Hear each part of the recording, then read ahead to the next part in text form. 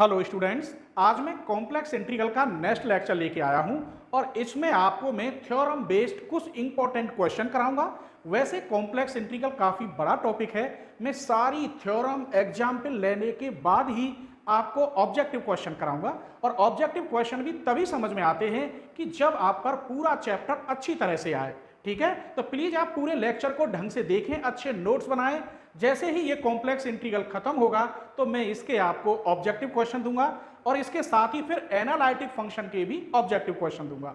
तो इससे पहले ये है कि आपको पूरे टॉपिक आने चाहिए, तभी जो है ऑब्जेक्टिव क्वेश्चन समझ में आते हैं। तो चलिए मैं अब इंपॉर्टेंट क्वेश्चन लिख रहा हूं। चलिए, तो क्वेश्चन नंबर 1 लिख दिया मैंने। ये gamma F Z upon Z square D Z, gamma is defined by this, ये एक सर्किल है। अगर यहां एफ जेड नहीं होता तो फिर मुझे ये लेना होता, अब इसकी कोई जरूरत नहीं है। हमें यह देखना है कि यहां 2 है, तो हमें कौन सी थ्योरम यहां अप्लाई करनी चाहिए या फॉर्मूला। तो nth डेरिवेटिव वाला जो कोची का फॉर्मूला है वो लेते हैं। We have F N Z not equal factorial N upon 2 pi I. यहां गामा ही लिखे देता हूं मैं, gamma F Z upon Z minus Z not की power N plus 1 D Z. इस फॉर्मूला से ये सॉल्व हो जाएगा। कैसे?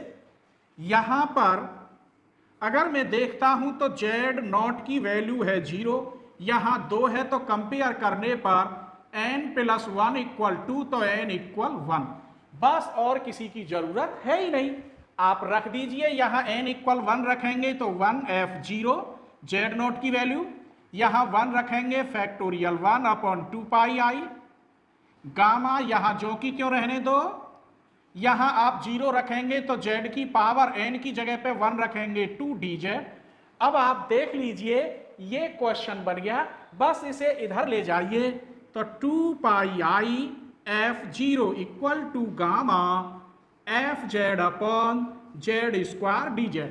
तो इसका आंसर क्या है? ये है, या दोबारा लिख दीजिए, gamma F Z upon Z square D Z equal to 2 pi I f0। तो छोटा सा क्वेश्चन था, क्लियर हो गया। क्वेश्चन नंबर 2 देखते हैं। यहां एफ जेड नहीं है तो अब मुझे ये लेना होगा, और ये क्या है? सर्किल है। तो ये कह रहा है mod Z equal to R. अगर यहां से मॉड हटाते हैं तो तुरंत ई की पावर आई थीटा। वो कैसे? अब इसका मॉड लो तो इसका मान 1 होता है।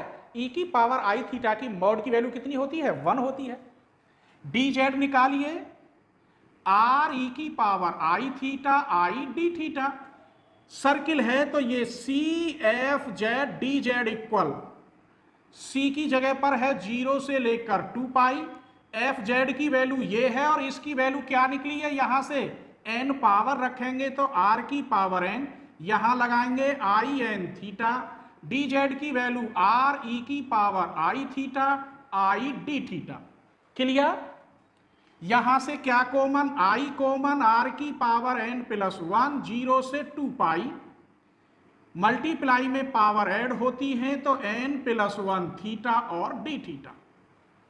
आपने ट्रिग्नोमेट्री पढ़ी होगी, क्या होती है? e की power I theta equal cos theta plus i sine theta. तो इसे खोलिए, आई आर की पावर n प्लस 1, 0 से 2 pi, cos n plus 1 theta plus i sine n plus 1 theta और बाहर डी थीटा।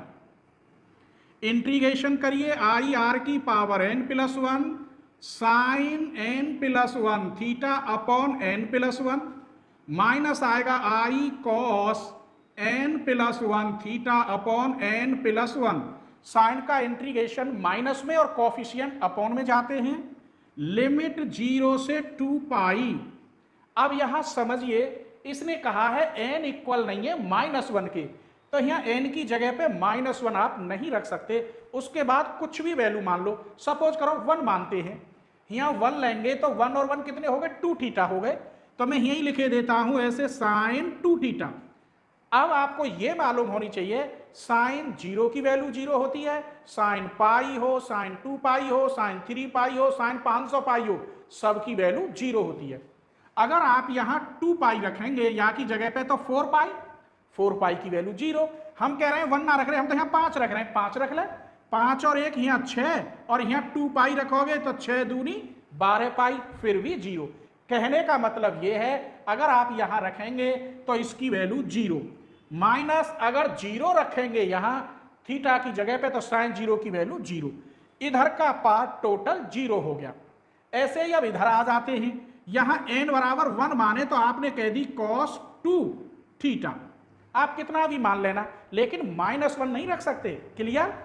अगर और फिर ये समझो cos 0 की वैल्यू 1 होती है, cos 2 पाई, 4 पाई, 6 पाई इवन में सबकी वैल्यू 1 होती है, ऑड में सबकी वैल्यू -1 होती है। आप जो भी रखें, तो यहां 2 पाई रखेंगे तो 4 पाई की वैल्यू 1 होती है। चलो 1 माइनस, अब यहां 0 रखेंगे तो 0 cos 0 की वैल्यू 1, ये भी कट के 0 हो गया। कहने का मतलब यहां 2 पाई रखेंगे तो 0, माइनस 0 रखेंगे तो 0, यहां 0 की वैल्यू 1 और यहां 0 की वैल्यू 1, अर्थात 1 - 1 0। फिर दोबारा समझ लो, यहां 2 पाई रखेंगे, n की जगह पे कुछ भी रखो तो वैल्यू 1 आएगी। अगर यहाँ 0 रखेंगे तो cos 0 का मान भी 1 होता है, 1 - 1 0, तो ये भी 0। कहने का मतलब ये है अगर आप 2 पाई रखें तो 0 और 0 रखें तो 0, टोटल 0। इसीलिए मैं लिख सकता हूं c z की power n dz equal to 0। Clear? Question number 3 देखिए, verify Cauchy theorem for the function. मान लीजिए लेट एफ जेड इक्वल दे रखा है Z cube minus I Z square minus 5z plus 2i। If C is the circle, और यानी circle दे रखा है z-1 का मॉड इक्वल टू, मॉड हटा देंगे तो z-1 इक्वल टू 2e की पावर आई थीटा। क्लियर हो गया? e की पावर आई थीटा का मॉड 1 होता है, तो z इक्वल टू हो गया 1 प्लस 2e की पावर आई थीटा, तो dz इक्वल हो गया 2e की power I theta I D theta. Cauchy theorem क्या है? C F Z D Z, ये सर्किल है तो लिमिट 0 से 2 पाई। अभी पहले एफ जेड की वैल्यू रखिए, एफ जेड कितना है? Z cube minus I Z square minus 5z plus के 2i, बाहर डी जेड, इसको सर्किल में बदलेंगे तो ये लिमिट 0 से 2 पाई हो गई सर्किल की, ये सर्किल कह रहा है।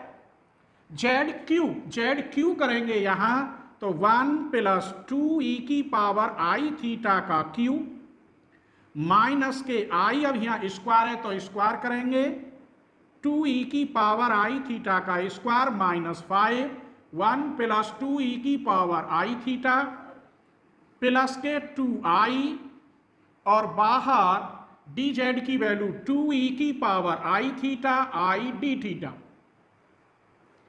अब मेरी बात समझना आप, वैसे तो बहुत बड़ा हो जाएगा ये, इसे खोलेंगे इसे खोलेंगे इसे, और ये फिर जो भी आंसर आएगा इसकी मल्टीप्लाई करेंगे।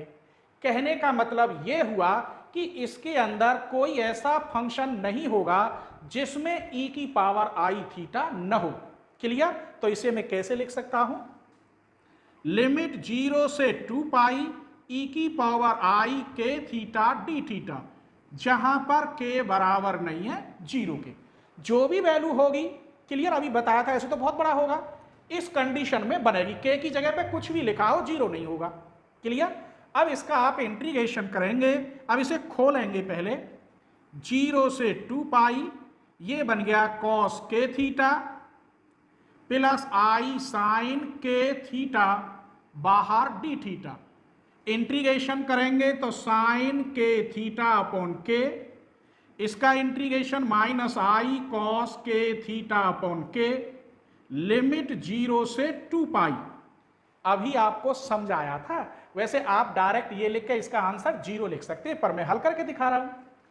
यहां k की जगह पे आप 1 मान लीजिए, चलिए बस ठीक है, आप 10 मान लो, 5 मान लो, कुछ भी मान लो, लेकिन ये मालूम होनी चाहिए कि साइन 0 की वैल्यू 0, साइन पाई हो चाहे साइन 2 पाई हो, सब की वैल्यू 0। कॉस में कॉस 0 की वैल्यू 1, कॉस 2 पाई, 4 पाई, 6 पाई, इवन में सब की वैल्यू 1, और कॉस पाई, कॉस 3 पाई, कॉस 5 पाई की वैल्यू -1। आप कुछ भी मान लेना, मैं तो यहां 1 मान रहा हूं। अगर यहां 1 मानेंगे, चलो तो यहां बचा साइन थीटा, लिमिट रखेंगे तो साइन 2 पाई, -0 रखेंगे तो साइन 0, इसका मतलब ये भी 0 ये भी 0, टोटल की वैल्यू 0 हो गई। अब यहां पे आ जाओ, यहां 1 माने तो आप रखेंगे cos 2 पाई माइनस कॉस 0, इसकी वैल्यू 1, इसकी वैल्यू 1, ये भी हो गया 0। कहने का मतलब इसकी वैल्यू 0 हो गई। तो आप डायरेक्ट इसकी वैल्यू क्या लिख सकते थे, 0, पर मैं यहां लिखे देता हूं 0। Therefore C F Z D Z equal to 0। Clear हो गया ये क्वेश्चन। चलिए इस क्वेश्चन को देखते हैं। If C is a closed contour containing the origin inside it, prove that this. बस आपको जो nth डेरिवेटिव का एनालिटिक फंक्शन है वो मालूम होना चाहिए, क्योंकि यहां n आ रहा है। तो चलिए we have nth derivative of a analytic function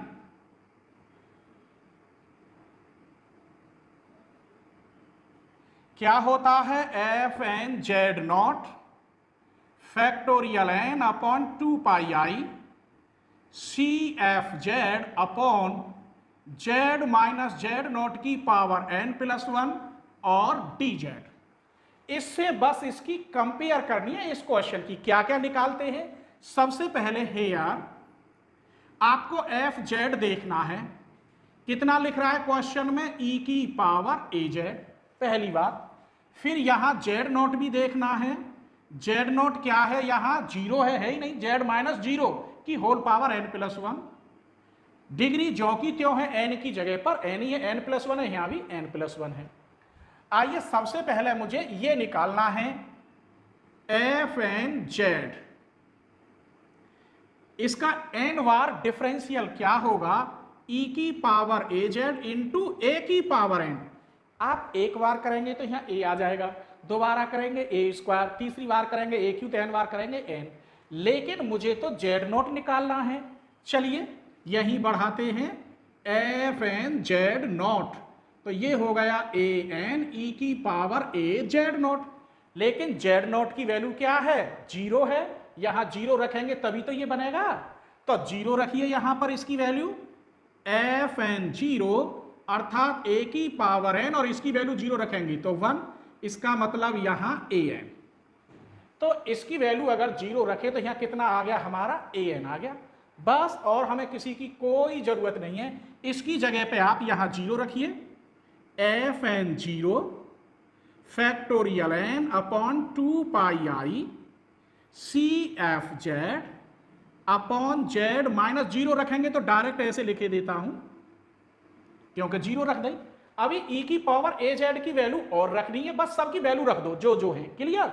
इसकी वैल्यू कितनी निकली, a की power n factorial n upon 2 pi आई सी, इसकी वैल्यू e की पावर ए जेड, जेड की power n+1 D Z. Proof में ये फैक्टोरियल n यहां से इधर आ रहा है, इसकी डिवाइड करेंगे तो इधर आ जाएगा ये, तो ये लिख जाएगा कैसे, यही बढ़ा लेते हैं, 1/2 पाई आई सी ई की पावर ए जेड, जेड की power n+1 D Z. Factorial n इधर जाएगा तो किस में होगा, अपॉन में, अपॉन फैक्टोरियल n। देखो यही प्रूफ है। तो ये छोटे छोटे फॉर्मूले हैं, जबकि आप पर क्वेश्चन आना चाहिए। अगर ये क्वेश्चन आता है तो इसका MCQ an upon factorial n होगा कि a अपॉन फैक्टोरियल n होगा कि 1 अपॉन फैक्टोरियल n होगा, क्या होगा। तो जब आप पर ये क्वेश्चन ही नहीं आएंगे तो MCQ कैसे कर लेंगे, कोई रटना थोड़ा ही है कि डायरेक्ट आप रटने तो भूल जाएंगे। जब तक चैप्टर आप पर बहुत अच्छी तरह से नहीं आएगा उस चैप्टर के ऑब्जेक्टिव क्वेश्चन आप नहीं कर पाएंगे। क्लियर। क्वेश्चन नंबर 5 देखिए, इसमें भी यहां पावर 4 है, तो हमें जो nth डेरिवेटिव फॉर्मूला है एनालिटिक फंक्शन का वो यहां मालूम होना चाहिए। वी हैव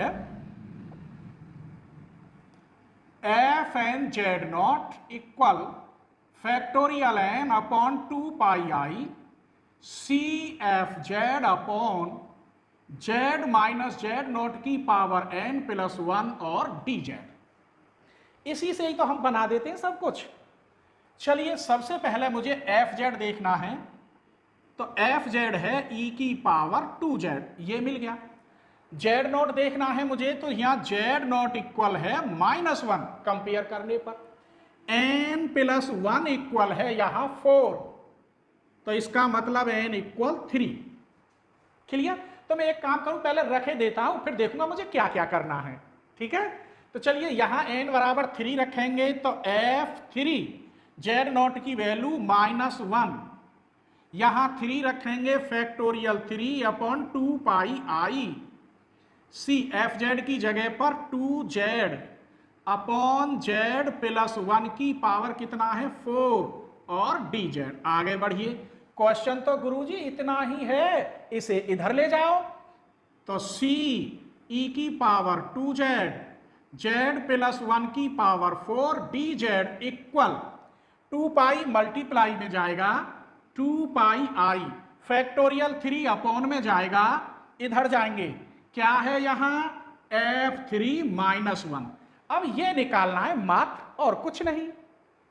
तो चलिए सबसे पहले यहां एफ जेड दे रखा है ई की पावर 2z, कै बार डिफरेंशियल करना है 3 बार। इसका एक बार करेंगे तो 2 आएगा, दोबारा करेंगे फिर 2 तो 4, 3 बार करेंगे तो 8, आप खुद करेंगे। तो इसका मतलब हुआ F third Z equal to 8 E की पावर 2z। हमें तो जेड नोट निकालना है क्योंकि यहां जेड नोट है। चलिए f3 को मैं ऐसे भी लिख सकता हूं 3 Z note equal to 8 E की पावर 2 जेड नोट, क्योंकि मैंने यहां जेड नोट लिख दिया। अब जेड नोट की भी वैल्यू है -1, तो ये हो गया f3 -1 की वैल्यू 8 ई की पावर यहां माइनस के 2 कर दो, या इसे ऐसे लिख दो 8 अपॉन ई स्क्वायर। इसकी वैल्यू मात्र यहां रखनी है, पूरा आंसर तैयार। देखिए तो c e की पावर 2z जेड प्लस 1 की power 4 D Z equal 2 pi आई फैक्टोरियल 3 की वैल्यू 6, इसकी वैल्यू 8 अपॉन ई स्क्वायर। ये कट गया 3 बार, ये 4 बार, 4 दूनी 8 बटे 3 पाई आई। ई को नीचे स्क्वायर है, या तो इसे ऊपर ले जाओ या नीचे, चलो ऊपर ले जाओ, ऐसे रख दो। क्लियर?